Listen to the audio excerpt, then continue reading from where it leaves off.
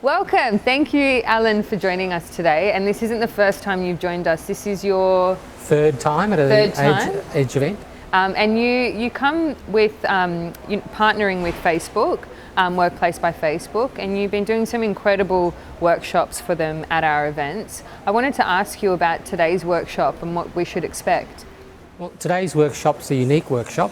We're focused on the new world of work and how to get digital collaboration across your whole workplace. Right. And one of the key things is that collaboration's hard at the best of times. Digital collaboration's even harder, and so they call it deskless, not voiceless, because people aren't in the same locations anymore. People talk like this to each other, and so it's the challenge of the digital transformation, is how to get people to collaborate digitally.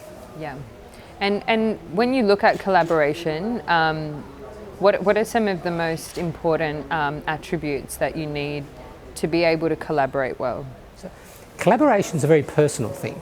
When you share with someone, you've got to have the confidence to share and the confidence to listen.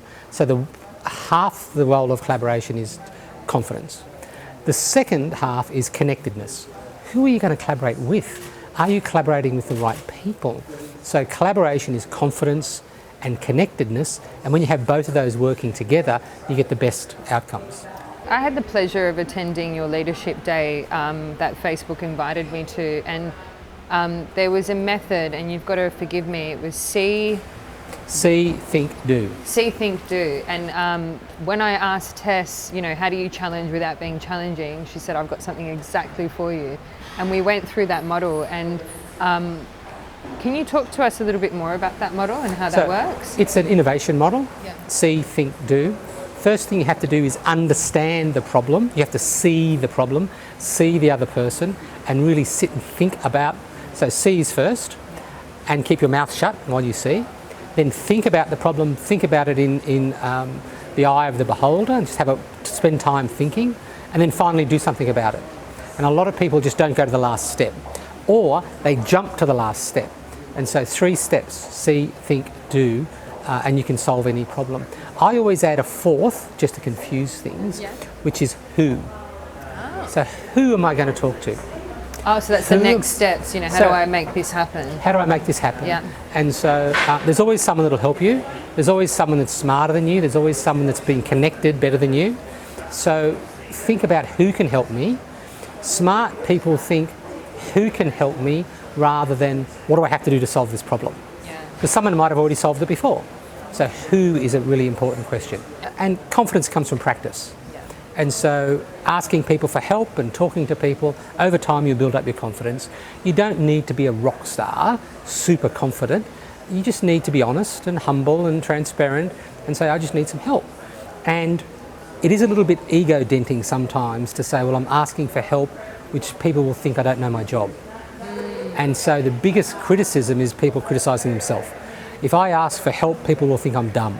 So there's fear there, isn't there? There's a fear factor, yeah. Right? Whereas always remember, if somebody asks you for help, you will help them probably 99% of the time. Yeah.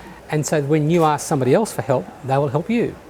So it's really, it's a simple process, but it's a fear factor. And the fact that you're a bit scared to put yourself out there. Yeah. So what does 2020 look like for you? Well, 2020 is digital disruption is already here.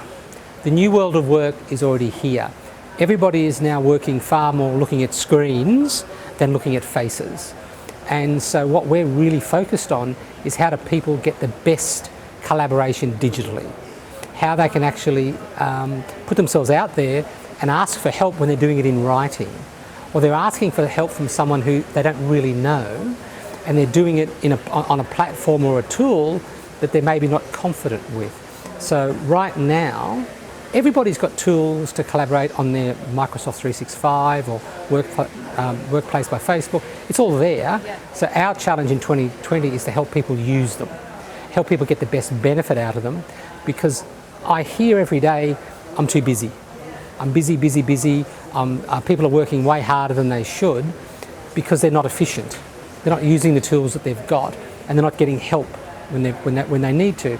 So 2020 is about people getting the best out of the digital tools that they've already got.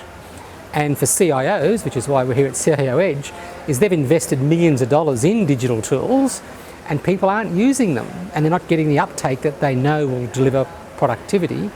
And so it's how to get people to use the tools they've already got.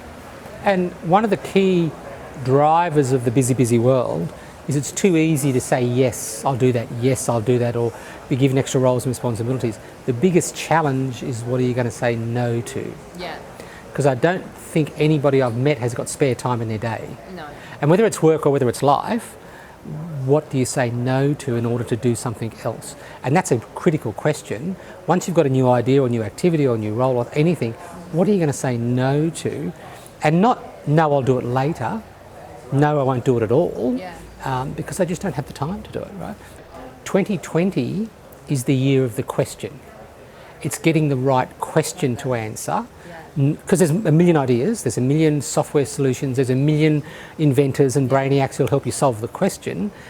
The issue is, do you have the right question for your organisation at that particular time to answer? So 2020 is the year of the question. And so when we analyse case studies, analyse best practice, we say, what was the question in the leader's mind when they started the project? What was the question? And then you'll find lots of people to help you. And so when you ask to collaborate with people, don't say, I want you to help me solve this problem. You say, this is the question I've got. This is my question I'm trying to solve. Can you help me with the question? And the more time you focus on the question, the better outcome you'll get. Yeah, so we're going back to science. What's the hypothesis? What's the hypothesis? Yeah. What's the question? Because there's a million ideas. And a good idea for the wrong question will fail. Yeah. Right? So it's all about the question. And people aren't good at asking questions or crafting questions or thinking about questions because ideas are too much fun. And the biggest test is, can I write that question down? Can I actually write the question? And there's a lot of people say, I've got the question, and they talk. Can I write it down as a question and say, this is my question, can you help me? Right? And I think that's a critical thing because yes, the world is full of ideas and there's thousands of startups out there with lots of ideas and there's thousands of providers. Is it answering your right question for you personally, for you and your team, and for you and your organisation?